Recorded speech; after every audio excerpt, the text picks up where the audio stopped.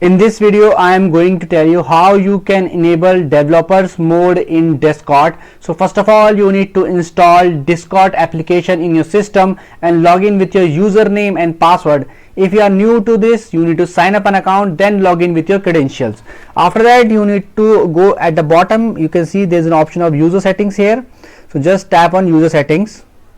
You need to scroll down at the bottom, and herein you can see there is an option of advanced. Just tap on this.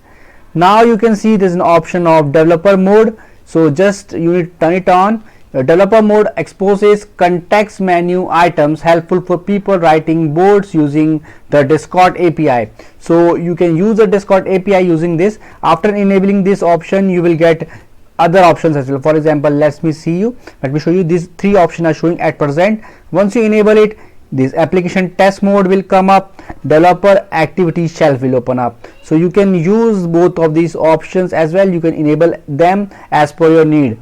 So I hope friends, now you will be able to enable developer mode and all these test modes and activity developer self mode in your Discord.